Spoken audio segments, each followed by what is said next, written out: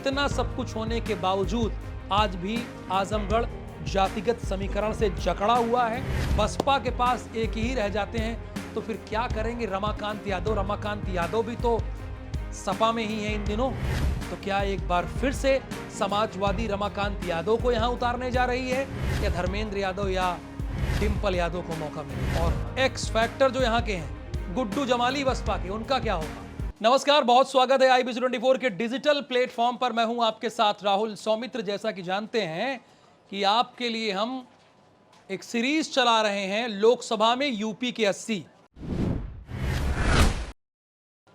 और आज क्रमांक तोड़कर हम बात करने जा रहे हैं सीट नंबर 69 यानी आजमगढ़ लोकसभा सीट की। अच्छा, इस सीट के बारे में इसलिए भी बात कर रहे हैं चूंकि मध्य प्रदेश के मुख्यमंत्री डॉक्टर मोहन यादव आज यहां का दौरा करके आए हैं। चूंकि भारतीय जनता पार्टी के लिए इस सीट को बनाए रखने की एक चुनौती है। चूंकि आजमगढ़ लोकसभा सीट वो है जहां पर ना तो राम लहर चलती है, ना किसी पार्टी की लहर चलती है, ना मोदी लहर चलती है। इसके विपरीत ही यहां सब कुछ होता है। मैं पढ़ रहा था 1978 में जब यहां चुनाव हुआ तो उस वक्त कांग्रेस की विरोध की लहर थी, यानी पूरे देश में कांग्रेस विरोधी लहर थी और जनता पार्टी आगे बढ़ रही थी। क्योंकि इमरजेंसी के बाद का ये चुनाव था। लेकिन आजमगढ़ लोकसभा सीट में मोहसिना किदवई अपना चुनाव जीत जाती हैं, कांग्रेस की कैंडिडेट थी। यहां की तासीर यही है, किसी भी लहर के प्रभाव में यहां की जनता नहीं आती है। और एक रिकॉर्ड यह भी है, जब मैंने देखा 1962 से लेकर आज तक, यानी जो 2022 का उपचुनाव हुआ था वहां तक लोकसभा का, यहां पर या तो यादव विजेता रहे हैं या तो यादव उप विजेता रहे हैं। यानी आप ये कह सकते हैं कि मैनपुरी के बाद ये यादवों का गढ़ कहा जाता है। ये सीट जो है वो यादवों की गढ़ है। यहां की राजनीति जो है वो जातिगत समीकरण में एकदम उलझी हुई है। कितनी भी आप बड़ी बड़ी बातें कर ले, लेकिन यहां की राजनीति जातिगत समीकरण से आगे बढ़ने का नाम ही नहीं लेती।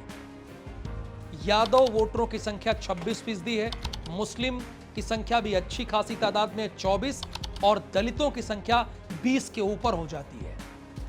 या तो यहां से यादव जीतता है या तो मुस्लिम कैंडिडेट जीता है। आप रिकॉर्ड उठा के देख लीजिए, 1962 के बाद आपको यही मिलेगा।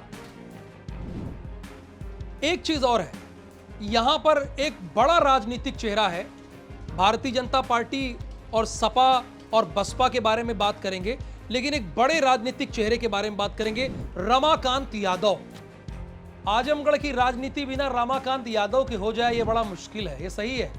चाहे आप ले लीजिए समाजवादी पार्टी से सांसद रहे हैं, भारतीय जनता पार्टी से सांसद रहे हैं इसी सीट से, या बसपा ले लीजिए इसी सीट से वो सांसद रहे हैं।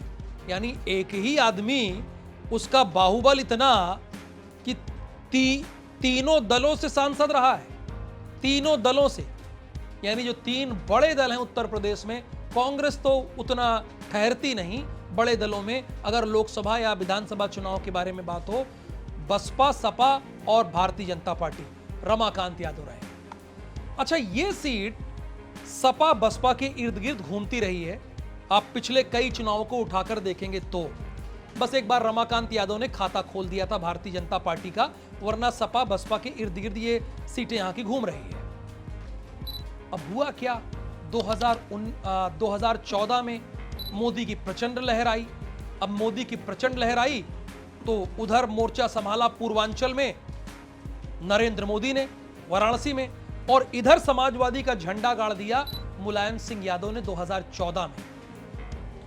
मुलायम सिंह यादव को कड़ी टक्कर मिली, और टक्कर किन से मिली? उन्हीं के चेले रमाकांत यादव से मिली। लेकिन मुलायम सिंह यादव फिर भी अपना चुनाव जीत गए।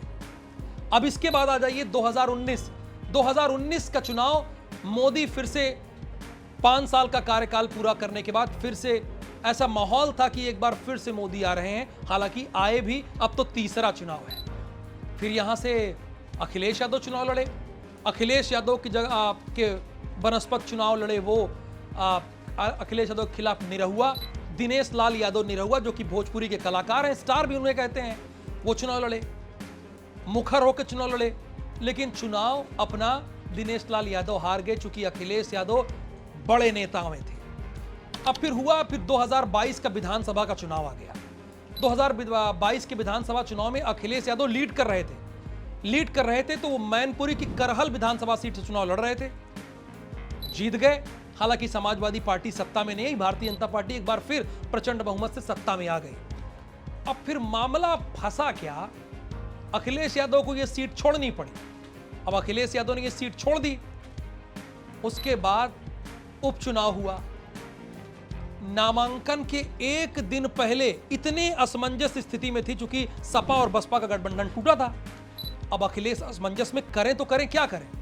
वो सोच रहे थे किसी दलित चेहरे को उतारें, क्योंकि दलित कैंडिडेट भी बहुत ज्यादा है वहां पे, वोटर्स कैंडिडेट तो नहीं, वोटर्स बहुत ज्यादा हैं। सोचे कि एक अच्छा मैसेज जाएगा, मायावती का साथ भी छूटा है। लेकिन नामांकन से एक दिन पहले उन्होंने अपने भाई, चचेरे भाई धर्मेंद्र यादव को चुनाव लड़ा दिया, जो कि बदायूं से सांसद रहे हैं, इलाहाबाद विश्वविद्यालय में महामंत्री भी रहे हैं। वो चुनाव अपना 8000 मतों से हार गए और पटखनी यहां पर दी दिनेश लाल यादव निरहुआ, अपना चुनाव जीत गए। अब भारतीय जनता पार्टी जानती है कि अगर माहौल बनाना है तो आजमगढ़ में समाजवादी का जो गढ़ कहा जाता है बसपा का, उसे ढहाना है और एक बार फिर भारतीय जनता पार्टी का झंडा बुलंद करना है। तो मोहन यादव वहां प्रचार करने गए, मध्य प्रदेश के मुख्यमंत्री हैं, यानी प्रचार की शुरुआत हो गई है। जो भारतीय जनता पार्टी ने एक क्लस्टर बनाया है, उसमें आजमगढ़ में कुल 5 लोकसभा सीटें हैं। तो आजमगढ़ में आज डॉक्टर मोहन यादव गए और वहां पर जनता को संबोधित भी किया। अच्छा, एक चीज और है, आजमगढ़ की बड़ी खासियत है, राम लहर हो, मोदी लहर हो या किसी की लहर हो, यहां तो चलती ही नहीं, असर ही नहीं होता भैया, यहां पे असर ही नहीं होता। मैं पढ़ रहा था 1978 का चुनाव था, कांग्रेस के खिलाफ बहुत बड़ी लहर थी, कांग्रेस के लोग पसंद नहीं कर रहे थे, इमरजेंसी का बाद का चुनाव था, लोगों में गुस्सा थी, नाराजगी थी। लेकिन मोहसिना किदवई, जो कांग्रेस की बड़ी लीडर कहलाती थी, वो चुनाव लड़ी और अपना चुनाव जीत गई। यानी कांग्रेस के अगेंस्ट में लहर, लेकिन यहां जीत गई। ऐसे ट्रैक रिकॉर्ड उठाकर देखेंगे तो आपको ऐसे मिलेगा। कुल आजमगढ़ लोकसभा सीट में 5 विधानसभा सीटें आती हैं। कितनी? 5 विधानसभा सीटें आती हैं। तो यहां पर विधानसभा गोपालपुर है, सगड़ी विधानसभा है, मुबारकपुर है, आजमगढ़ खुद यहां की एक विधानसभा सीट है और मेहनगर ये आरक्षित है, एससी के लिए ये सीट आरक्षित की गई है। तो जैसा कि मैंने कहा कि यहां लहर किसी की नहीं चलती और ये सभी दल अच्छे से इस बात को जानते और समझते हैं। अच्छा, जरा फ्लैशबैक पर चलते हैं, यहां की राजनीति, पुरानी राजनीति को भी समझते हैं। 1996 से आंकड़ा उठाते हैं, आजमगढ़ का 1996 से क्या आंकड़ा रहा है वो जरा आपके सामने प्रस्तुत करते हैं। 1996 में रमाकांत यादव यहां पर अपना चुनाव जीत जाते हैं, यहां के बड़े नेताओं में गिनती होती थी समाजवादी पार्टी से। फिर 98 में अकबर अहमद डंपी, ये बसपा से चुनाव जीत जाते हैं। 99 में फिर एक बार रमाकांत यादव जीत जाते हैं। फिर 2008 में उपचुनाव हुआ, चूंकि देश में चुनाव नहीं हुआ था, 9 में हुआ था।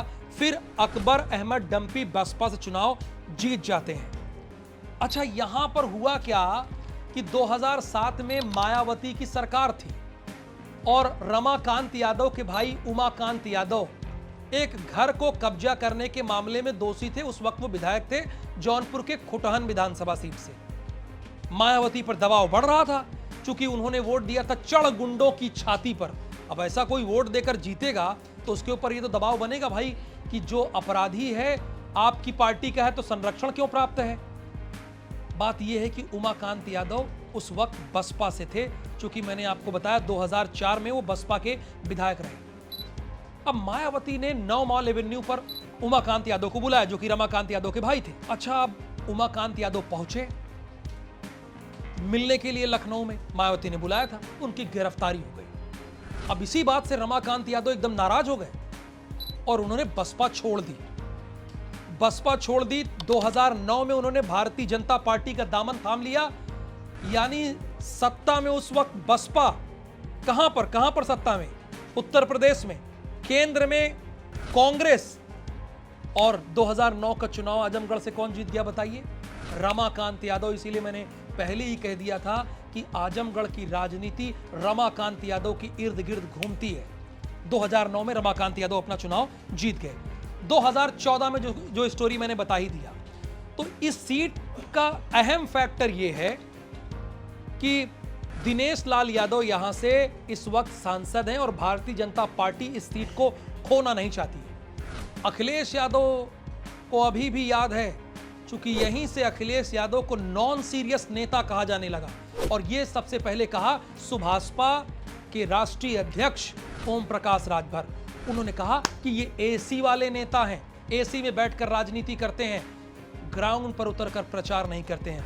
अखिलेश यादव की पूरी कोशिश है कि एक बार फिर से वो आजमगढ़ सीट को अपने कब्जे में ले, और भारतीय जनता पार्टी इस सीट को खोने देना नहीं चाहती है। इसीलिए दिनेश लाल यादव लगातार यहां पर एक्टिव है। तो जैसा कि मैंने बताया कि लिख लीजिए, मुस्लिम, यादव और दलित, इन तीन के इर्द गिर्द राजनीति घूमती है। और गुड्डू जमाली को भूल जाइएगा तो मुश्किलें है। 2 लाख से वोट कम पाते नहीं। बसपा चुनाव लड़ते हैं, अमीर विधायकों में इनको गिनती होती थी, लेकिन अभी चुनाव हार रहे हैं। इनका 2 लाख वोटर फिक्स है। 2.5 लाख वोट तो ये पा ही जाते हैं चुनाव यहां पे लड़ते हैं।